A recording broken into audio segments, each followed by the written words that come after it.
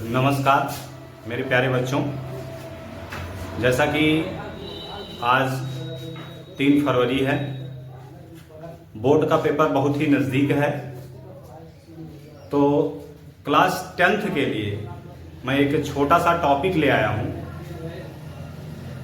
Carbon और उसके यौगिक, अध्याय 4 है, कार्बन और उसके यौगिक। तो कार्बन के बारे में आज हम जानेंगे।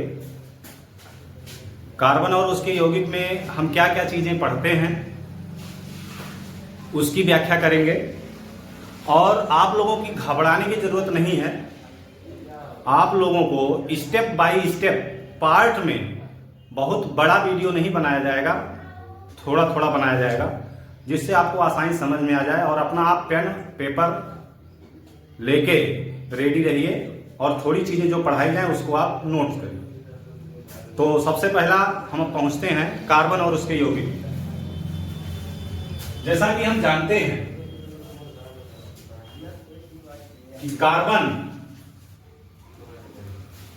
भूपर्पटी में पाया जाने वाला सबसे महत्वपूर्ण पदार्थ है। कार्बन का नाम सुनते ही हमारे दिमाग में आता है ये तो कार्बन है। लेकिन ये कार्बन हमको जब सो के उठते हैं, सो के उठने के बाद जब सुबह जागते हैं तो सुबह से लेकर शाम तक ये हमारे साथ होता है। तो हम इसका अध्ययन करेंगे।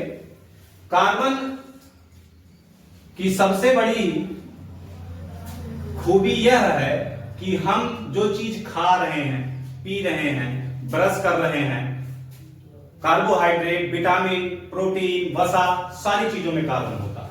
तो हम इसका अध्ययन करते हैं आज और इसके बारे में सोचते हैं, जानते हैं कि ये भूपर्पटी में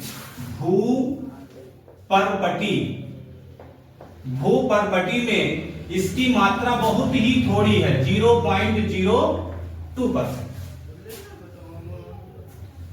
और पूरे अगर हम ले लें अपने अराउंड चारों तरफ तो इसकी मात्रा है 0.03%। यानी इतना ही है।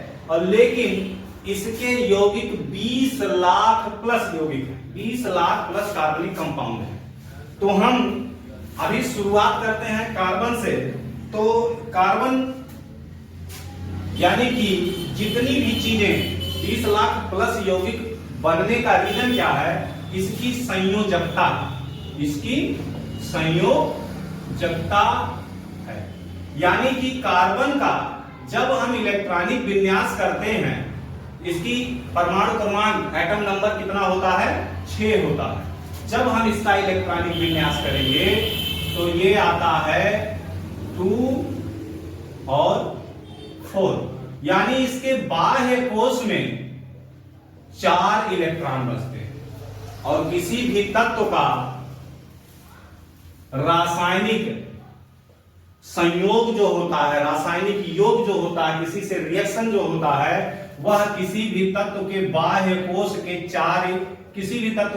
कोश के इलेक्ट्रॉनों से होता है, चाहे जो तत्व हो।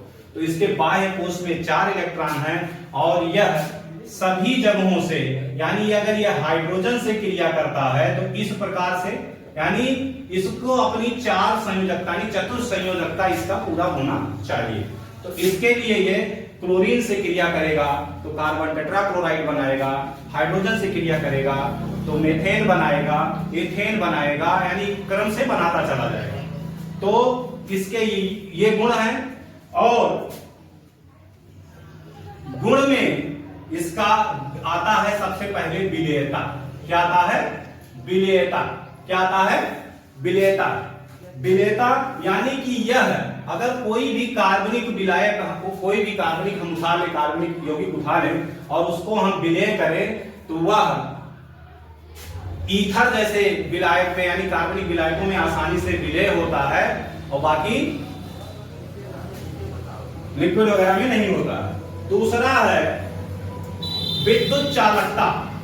क्या है? विद्युत चालकता। विद्युत चालकता ये बिल्कुल कुचालक होता है एक प्रकार से, अर्धचालक कहीं कहीं प्रयोग किया जाता है, ये पूर्ण रूप से विद्युत चालक बिल्कुल नहीं होता। उसके बाद आता है अवस्था। अवस्था।